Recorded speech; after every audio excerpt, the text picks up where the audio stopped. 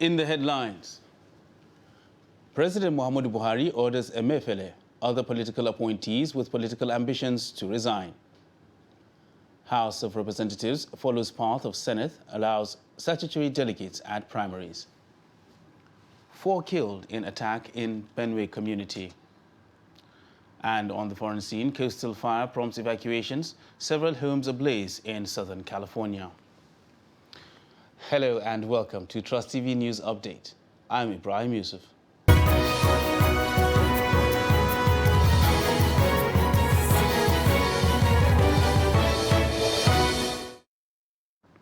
Now the news in detail. President Muhammadu Buhari has ordered the resignation of Governor of the Central Bank of Nigeria, Godwin Emefiele, and other political appointees seeking to contest the 2023 elections. The order was given in a circular issued by Boss Mustafa, Secretary to the Government of the Federation. Emefiele had been under pressure since some groups purchased the 2023 presidential forms of the ruling All Progressive Congress for him. Governor Rotimi Akeredolu of Ondo State had asked the president to fire him if he failed to step down, while the opposition People's Democratic Party (PDP) also demanded his arrest over his interest in the 2023 elections. On Wednesday, 3 of the 9 ministers seeking to contest the 2023 elections quit the cabinet. Meanwhile, President Muhammadu Buhari on Tuesday, ordered all members of the Federal Executive Council contesting elective positions in 2023 to resign on or before Monday, May 16, 2022. Minister of Information and Culture, Lai Mohammed, announced this on Wednesday while briefing State House reporters on the outcome of the Federal Cabinet meeting at the Council chambers of the Presidential Villa in Abuja.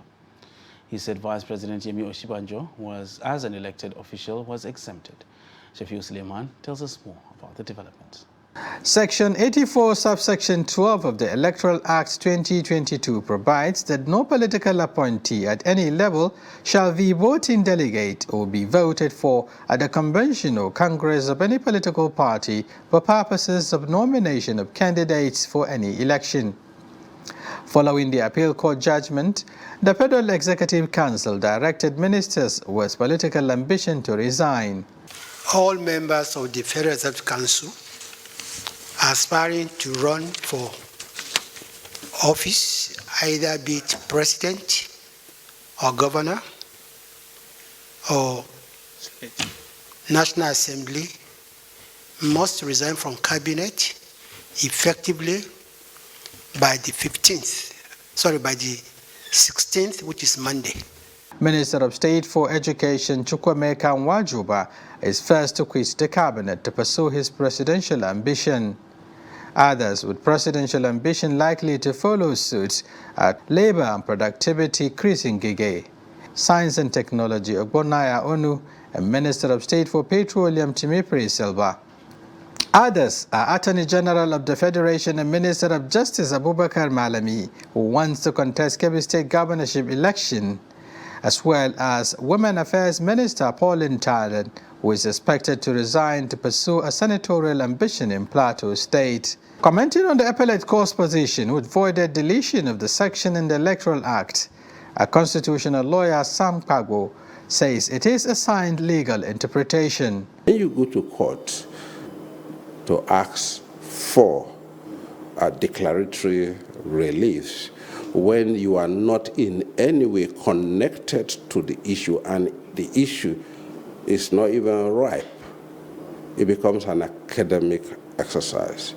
The gentleman who took the matter to court was not in any way a political appointee. This time around, surprisingly, we have ministers and other political appointees, including Central Bank Governor of Nigeria, disrespecting this legal provision that compels them to resign. Chief executives of parastatals and other government agencies with political aspirations may also resign to pursue their ambitions. Shafiu Suleiman, Trust TV News, Abuja.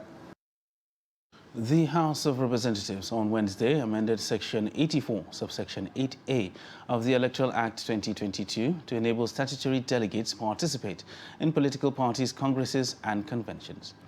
The current Electoral Act, which was assented to by President Muhammadu Buhari in February this year, prevents statutory delegates from taking part in party primaries.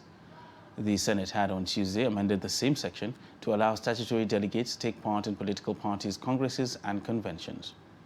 The amendment follows the consideration and passage of a bill for an act to amend the Electoral Act No. 13, 2022, and related matters presented by the House Leader Alhassan Ado Doguwa at an emergency plenary session summoned by the House. And Majority Leader, House of Representatives Alhassan Ado Doguwa and Chairman, House Committee on Electoral Matters Aisha Duku have given reasons behind the quick passage of the amendment to Section 84, subsection 8 of the 2022 Electoral Act to accommodate statutory delegates during political parties' conventions. Trust TV's Shafiu Suleiman tells us more. Speaking shortly after an emergency plenary session convened to address the anomaly, the Majority Leader and Electoral Matters Committee Chairman justified the quick passage of the amendment close to the deadline given by INEC for political party primaries. They debunked claims that the action might be self-serving due to the political aspirations of some principal officers viewed as an attempt to confer undue influence and advantage on some power brokers at both national and subnational levels. There was this omission that in the context and the content of the law, the electoral legal framework as it were, we have unfortunately, and I think we are human, omitted that aspect. And it has been embodied virtually in all the statutes documents of the political parties. There are provisions in virtually all our political parties for the use of statutory delegates, elected office holders, to participate in the selection process of candidates, which in other words is called party primaries. So it is not self-serving, and you cannot exclude elected members, from election of either delegates or those to vote at congresses. It is never done, and that is, I said, it is an error, which of course we have seen, and thank God we have seen it before the primary election.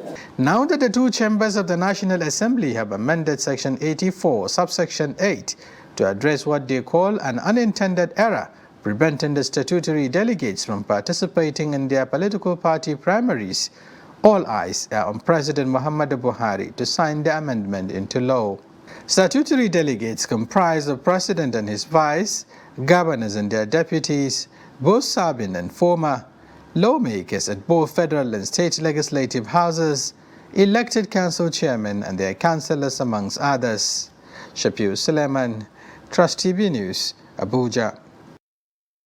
Still talking 2023 elections, Lagos State Governor Babajide Sanwo-Olu on Wednesday led other supporters to submit the presidential nomination and expression of interest forms of the All Progressives Congress for Asiwaju Bola Tinubu. The completed forms were submitted to the party at the International Conference Center, Abuja, on Wednesday. Former Secretary to the Government of the Federation, Babachir Lawal, who obtained the forms, also returned them. A delegation of Tinubu supporters had picked up the forms for him on April 30th. Politicians in Osun State have been charged to abide by electoral laws to make the forthcoming July 16th governorship election in the state peaceful and acceptable. The coordinator of National Orientation Agency, NOA, in Osun State, Abiodun Olorokpo, gave the charge in Osogbo at a stakeholders summit with the theme, Violence-Free Election in Osun, Our Collective Responsibilities, organized by the State Command of the Nigeria Security and Civil Defense Corps, NSCDC. The NOA coordinator advised political parties to educate their followers on the need to shun inflammatory utterances during campaigns. NSCDC Commandant in the state, Emmanuel Ocheja, assured of security before, during and after the election, adding that anyone caught perpetrating violence will be dealt with according to the provisions of the law. NSCDC Head of Peace and Conflict Management, Assistant Commandant Abere Oluwafemi, appealed to politicians in the state to shun violence during election.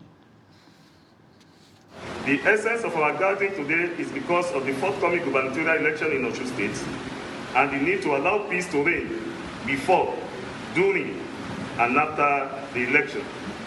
Election is a civil matter and casting of votes during election is a civic responsibility that should be devoid of any act of violence. As the electioneering And the People's Democratic Party presidential aspirant and governor of Bauchi State, Senator Bala Mohammed, has reiterated his commitment to abide by the decision of the party if it eventually adopts zoning arrangements or otherwise. The PDP presidential aspirant stated this during an interview with newsmen shortly after a meeting with Nasarawa state delegates in Lafia, the state capital. Abubakar Abdullahi filed in this report as presented from our studios. Governor Bala Mohammed of Bauchi State, who is among the presidential aspirants of the leading opposition political party in the country, said he believes in party supremacy as a loyal member of the party and would abide by its decision at any given time. He explained that there was no division or rancor in the party, saying that what the aspirants need from the party was justice, fairness, equity and a level playing ground at all times. We have the pedigree and the antecedents and the experience and the human capital and the readiness. You can see we're here with our PDP BOT chairman and other elders. We have what it takes to really come together, and we have done it always. We are not divided. There is no rancor, there is no division. Even the dividing issues like zoning and rotation, we are going to surmount it because we are party members. We believe in the supremacy of the party. Senator Bala Mohammed said he has all it takes to fix the country and leadership which will make the country great. He further said if given the mandate, he would create job opportunities and address security challenges confronting the country and improve its economy. The presidential aspirant therefore urged delegates to support him to enable him clinch the party's ticket. Nasarawa State PDP chairman Francis Orogu, in his remarks, told the PDP presidential aspirants that the state delegates will study all aspirants and channel their votes to whoever will be of benefit to the state and country. All the political leaders that are coming here are ready to sit down and accept them. The PDP chairman wished the aspirants well in his endeavor.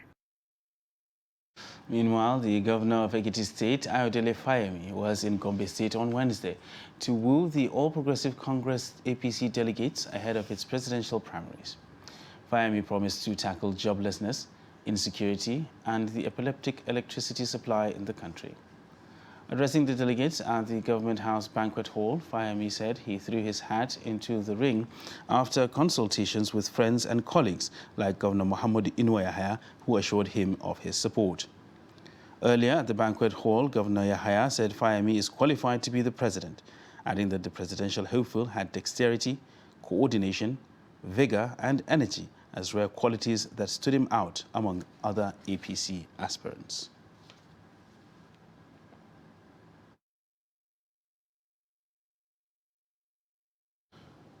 You're watching Trust TV News Update. Still to come after the break. How man abducts neighbor's daughter, buries body despite ransom.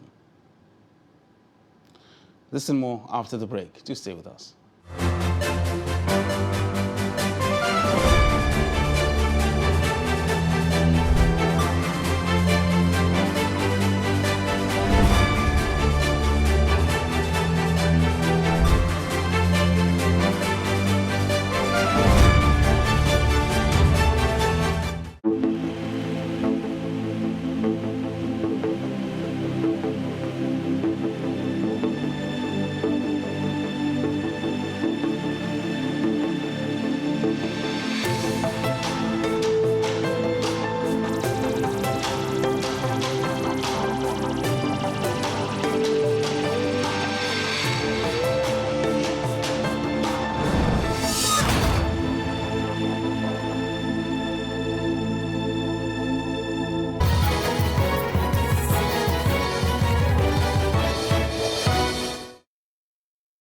Welcome back, and thanks for staying with us on Trust TV News Update.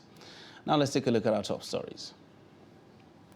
President Muhammadu Buhari orders Emefiele, other political appointees with political ambitions to resign. And House of Representatives follows path of Senate, allows statutory delegates at primaries. And moving on to other news now, at least 4 people have been killed in an attack in Ayilamo town in Logu local government area of Benue State. Reports say the gunmen stormed the community, broke into homes, shot 4 people to death and left others injured. As at the time of filing this report, police spokesperson in the state, SP Catherine Anene, has not responded to calls and messages. We will bring you more details in our subsequent bulletin. Meanwhile, a blast suspected to be a bomb explosion has again occurred in Jalingo, the capital of Taraba State. The explosion, which occurred on Tuesday at about 9 p.m., took place a few meters away from the military base located in the Jalingo metropolis. Nana Mohammed reports. We heard the sound of an explosion. Of course, we don't know exactly where it was, where it happened.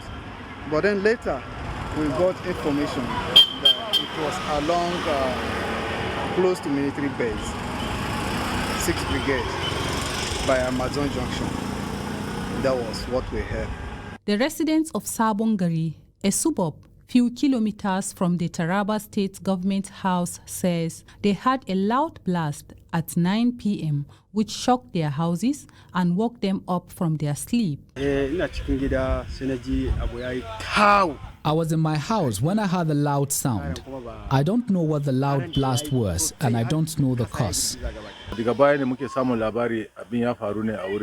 I was told that the incident happened not far from the military barracks. I don't know if anyone was killed. I was told that the road leading to the area was controlled by the military and nobody is allowed to go close. I was lying down on my bed and I heard a loud and heavy explosion that vibrated my house.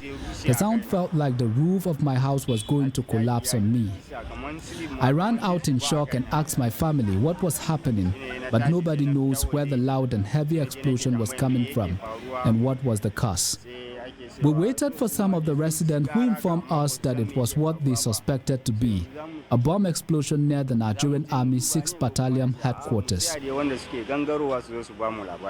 Even though no group claimed responsibility for the Tuesday's night's bombing close to the army formation in the state, the police said investigation has been launched to fish out whoever is responsible.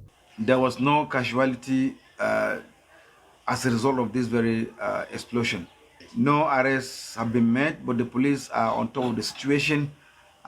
Investigation is ongoing, and certainly in nearby future, those in the action, those in this act will be fetched to face the wrath of the law.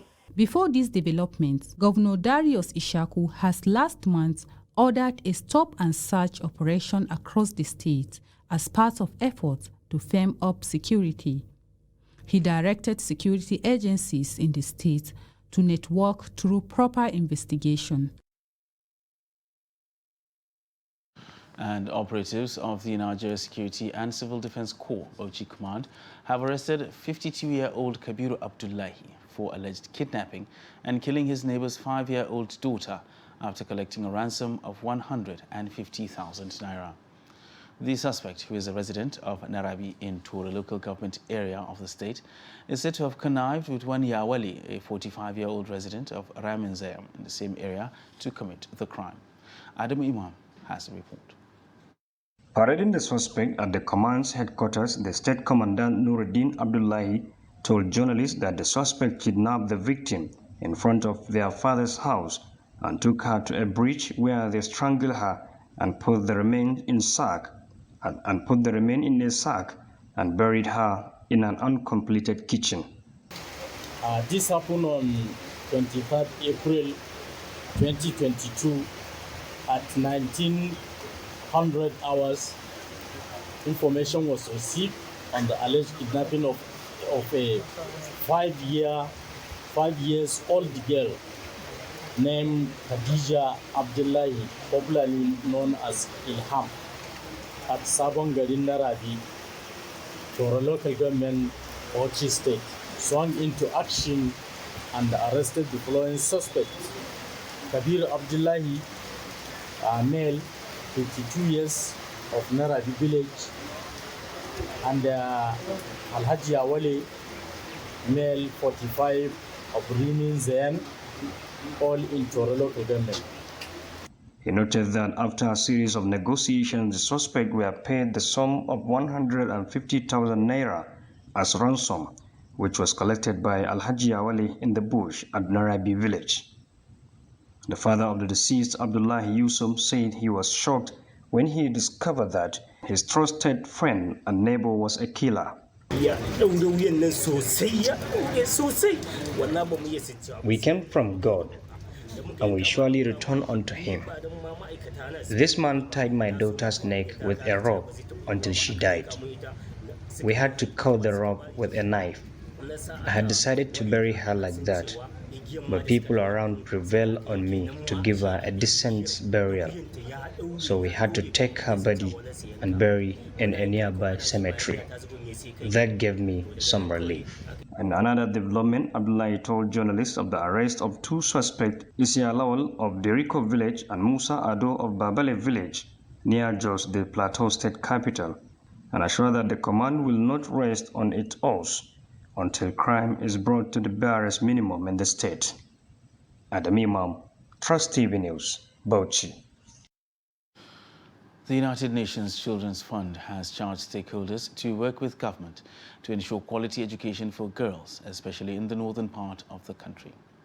The chief UNICEF Kano Field Office, Rahama Farah, gave the charge at Immediate Dialogue on Girls' Education Project 3 in Nigeria, supported by Foreign, Commonwealth and Development Office and implemented by UNICEF in Kano, Katsina, Sokoto, Zamfara and Bauchi states. Farah called on all stakeholders, including religious leaders, parents, community leaders, civil society organizations, and the media, to push for girls' education in Nigeria. UNICEF education specialist Azuka Minkiti said educating girls reduces poverty, which will in turn help Nigeria to achieve economic growth. In general, Nigeria has the highest number of out-of-school children in Africa and the second highest in the world. And it's good to know that, it's more important to know that most of these out-of-school children are actually in the northern states of Nigeria. And so we have a crisis in the northern states where we have the largest number of out-of-school children, including specifically girls. And today we are focusing on girls' education because girls, they don't have access to education. And the majority, millions of girls are out of school. And we need to work together with the government, with the community leaders, with the religious leaders, civil society organizations, with the media, all the stakeholders. We need to put our efforts together to ensure that girls are actually having access to quality education. So education for girls in Nigeria is not just about sending girls to school within the four walls of a building, but is comprehensively addressing developmental issues that measure survival in terms of malnutrition, areas of health, and ensuring that the family economic standard of living is actually improved. So clearly, every girl child in Nigeria should go to school so that the economic growth that we are looking for in Nigeria is achieved.